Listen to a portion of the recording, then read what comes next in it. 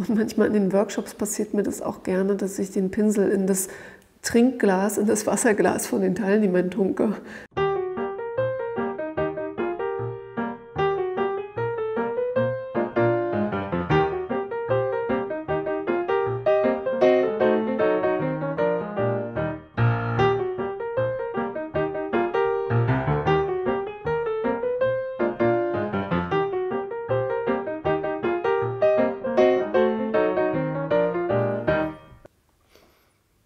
Hallo, willkommen in Berlin. Ich bin Christine Tessen. Ich arbeite hier in Berlin als freie Illustratorin und mein Fokus liegt vorrangig auf botanischen Aquarellen. Meine Liebe zu Blumenaquarellen habe ich eigentlich, oder zu Pflanzen allgemein, habe ich relativ spät erst entdeckt. Dafür aber umso intensiver. Ich gehe zum Beispiel mit meinem Skizzenbuch super gern in den botanischen Garten und mache da so kleine Skizzen. Das finde ich irgendwie ganz schön, sich dann auch mit anderen, zum Beispiel aus der Urban Sketcher-Szene zu treffen. Und heute möchte ich dir gerne zeigen, wie ich bei solchen Motiven vorgehe. Ich überlege mir ganz genau die Komposition und die Blattaufteilung und wie ich eben diese Wölbungen und Schatten erstelle. Ich habe meistens auch wirklich die Pflanze auch dabei neben mir liegen. Ich arbeite relativ selten mit Fotos. Und im Vorfeld mache ich mir oft solche Studienblätter. Da nähere ich mich dann einem Motiv, dass ich selber für mich auch erstmal begreife, wie ist so eine komplexe Blüte überhaupt aufgebaut. Da fange ich dann zum Beispiel mit kleinen Knospen an oder mit einzelnen Blättern. Solche Übungsblätter, wenn du als Anfänger jetzt mit solchen Aquarellen starten möchtest, empfehle ich dir auf jeden Fall und möchte dir das auch ans Herz legen. Ich habe jetzt hier so eine Rose schon mal vorbereitet, an der wir gleich weiterarbeiten werden. Wir haben ja hier die Rose schon so ein bisschen beispielhaft liegen und ich zeige dir jetzt, wie ich so eine ganze Blüte aufbaue. Dazu benutze ich hier diese Farbe von Aquadrop. Das ist jetzt hier ein sehr kräftiges und leuchtendes Magenta. Deshalb verdünne ich mir das jetzt erstmal mit ein bisschen Wasser und mische mir noch einen kleinen Hauch Bernstein dazu. Das macht die Farbe einfach jetzt ein klein wenig gebrochener, dass sie nicht ganz so leuchtend ist. Die kann man vorher schütteln, da ist so eine kleine Kugel drin. Das heißt, auch wenn sich hier unten mal ein paar Pigmente absetzen, kann ich die direkt wieder so miteinander mischen und kann mir das jetzt hier so ein bisschen an den Rand reintippen. Das Schöne ist daran, dass es wirklich eine riesige Farbauswahl gibt. Also von allen möglichen Farbtönen bis hin zu einem Deckweiß sogar kann ich mich hier wirklich komplett austoben und kann mir die Farben halt auch für unterwegs mitnehmen, weil die sehr leicht zu dosieren sind, eben mit dieser Pipette. Mein Bereich, den ich jetzt ausmalen möchte oder kolorieren möchte, der ist im Vorfeld nass und dann gebe ich meine Farbe hinzu. Das ist die sogenannte Nass-in-Nass-Technik und tippe mir jetzt die erste Farbe rein. Wichtig dabei ist, dass alle angrenzenden Bildbereiche wirklich trocken sind, denn sonst würde mir sowas hier passieren, dass ich die Farbe in die Fläche gebe und sie mir in das andere Blütenblatt rein verläuft, wenn das noch nass wäre, so dass eben keine harte Kante entsteht wie hier, sondern die Pigmente ins Wasser hineinziehen. Hier kann man es ja sehr schön erkennen. Und dadurch, dass ich mir halt hier diese Bleistiftorientierung gemacht habe, weiß ich auch gleich, dass ich diesen kleinen hellen Spot hier stehen lassen möchte und hier noch mal ein bisschen Farbe hineingebe. Und momentan sieht dieses Blütenblatt noch ziemlich platt aus, bis auf diese eine kleine weiße Wölbung hier. Das lasse ich jetzt erstmal so, lasse es trocknen. So, dieses Rosenblatt hier, das ist jetzt schon getrocknet. Ich prüfe das meistens mit dem Handrücken, damit ich mir keine Farbe oder Nässe, die ich vielleicht hier an den Fingern habe, drauf tupfe. Auch hier arbeite ich jetzt wieder mit der nächsten Schicht drüber. Das ist das sogenannte Layering, also ich arbeite in Ebenen. Meine erste Ebene ist das Wasser, was ich drauf gebe, dann mit der Farbe arbeite und erst wenn wirklich alles gut getrocknet ist, dann arbeite ich mit der nächsten Ebene und modelliere mir dann eben noch mehr Schatten und Lebendigkeit hier rein.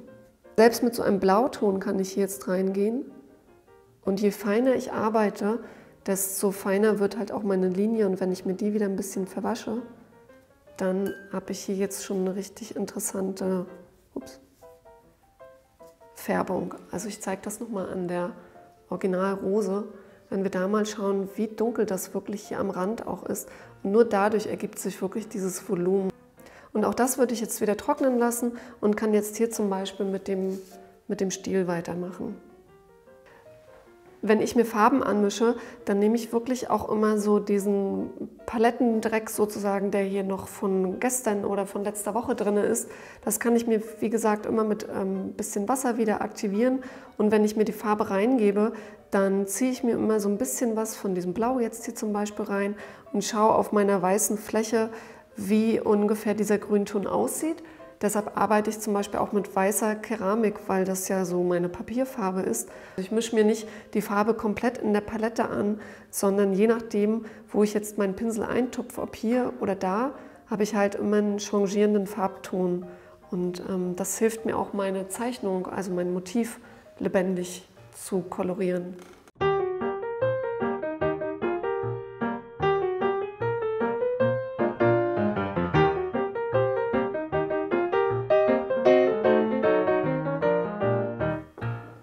Auch für meinen Stiel hier nehme ich auch immer ein bisschen Farbe, die ich auch in der Blüte verwendet habe. Das mischt sich dann auf dem Papier einfach weg und wird gar nicht mehr so als pink wahrgenommen.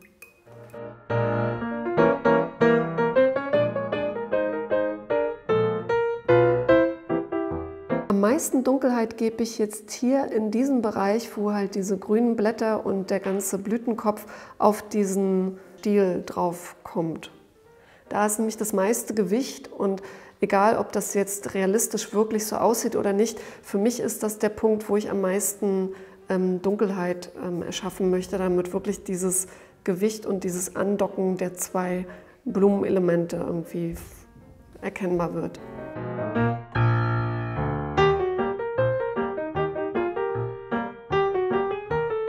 Bei diesem Blütenblatt kann man jetzt schon erkennen, dass auch ein weiteres Hilfsmittel, um mir Plastizität zu erstellen, Schatten ist.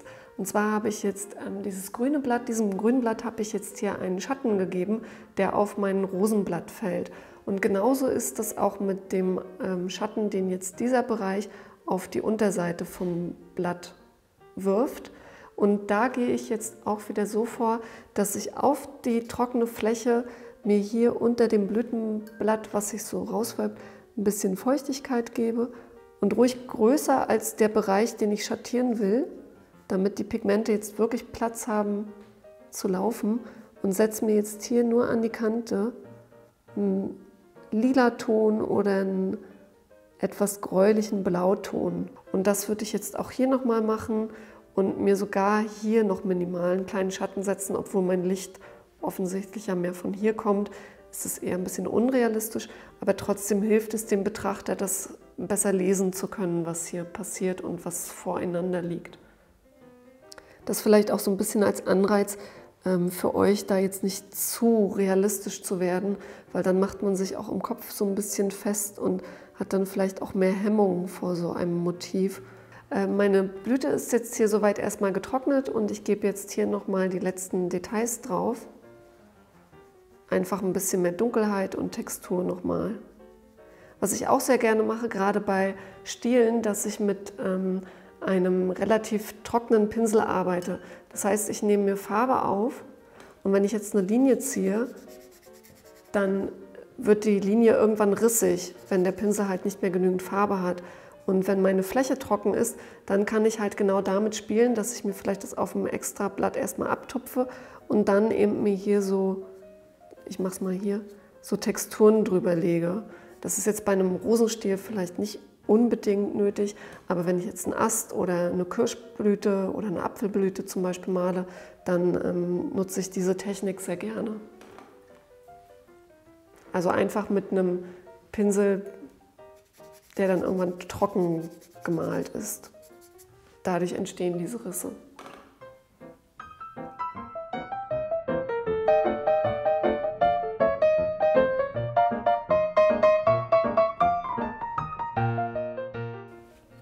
Ja, ich hoffe, das hat dir Spaß gemacht und du hast viele hilfreiche Tipps davon mitbekommen und wirst das jetzt auf jeden Fall mal selber ausprobieren. Ich bin gespannt, was da so alles bei dir auf dem Papier entsteht.